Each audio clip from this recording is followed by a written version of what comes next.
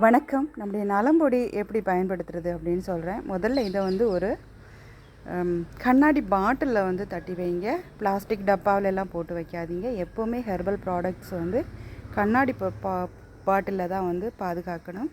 So இதை வந்து ஒரு கண்ணாடி பாட்டிலில் வந்து பாதுகாப்பாக வைங்க. இப்போ எங்கள் வீட்டில் எல்லோரும் குடிக்கிறதுக்காக ஒரு 6 டம்ளர் தண்ணி வந்து நான் வந்து சூடு பண்ண வச்சுருக்கிறேன். அதில் இப்போ ஒரு 2 ஸ்பூன் நலம்பொடி போட்டு கொடுக்குறேன்.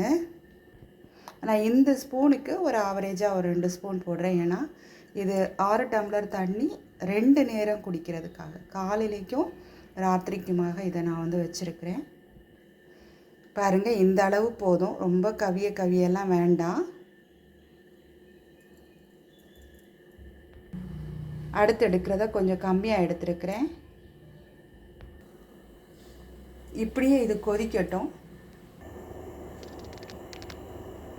இதில் இருக்கக்கூடிய 21 வகை மூலிகைகள் வந்து நம்முடைய உடம்புக்கு தேவையான அனைத்தையும் வந்து சரி பண்ணுது.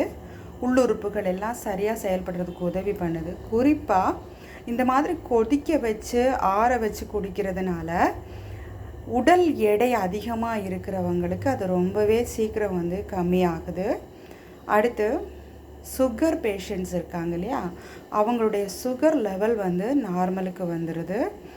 அப்புறம் தைராய்டு, ஃபேட்டி லிவர், இந்த மாதிரி பிரச்சனைகள் இருக்கிறவங்க, ப்ரெஷர், இந்த மாதிரி இருக்கிறவங்களுடைய உடல்நிலையை இது வந்து சீர்படுத்துது. சுகர் பொடி கொதிக்க வச்சு செடிமெண்டேஷன் ஆக்கி குடித்தா அவ்வளோ பெரிய பெனிஃபிட் வந்து நம்மளுக்கு கிடைக்கிது. யாருக்காவது இது தேவை அப்படின்னா நீங்கள் ஜஸ்ட் ஒரு முயற்சி பண்ணி பார்க்கலாம். இதை நீங்கள் மெடிசனாக எடுக்க வேண்டாம். பத்தியம் அப்படி எதுவுமே கிடையாது. ஜஸ்ட்டு ஒரு ஜூஸ் மாதிரி, ஒரு ஹெல்த் ட்ரிங்க்ஸ் மாதிரி நீங்கள் இதை குடிக்கலாம்.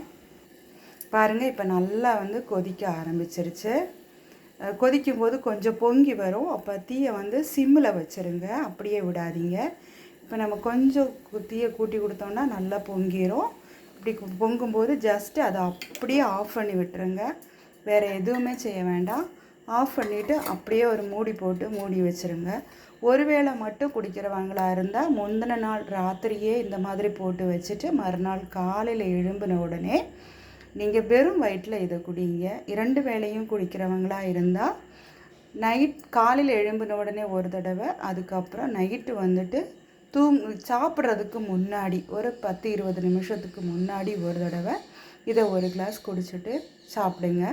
கண்டிப்பாக சுகர், ப்ரெஷர், கெட்ட கொலஸ்ட்ரால், ஃபேட்டி லிவர், ஜீரண கோளாறு, வாயு தொல்லை, மலச்சிக்கல், இந்த மாதிரி நம்மளுக்கு சாதாரணமாக வரக்கூடிய சளி, இந்த மாதிரி சாதாரணமாக வரக்கூடிய எல்லா பிரச்சனைகளும் வந்துட்டு காணாமல் போயிடும். தேவையானவங்க ஸ்க்ரீனில் தெரியக்கூடிய வாட்ஸ்அப்புக்கு நீங்கள் வாங்கிக்கலாம். தேங்க்யூ.